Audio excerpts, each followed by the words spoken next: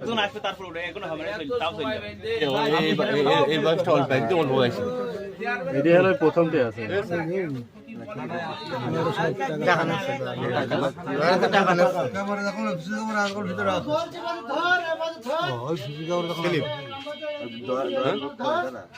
এই বয়সটা অল্প বয়স একদম, বুঝেছো?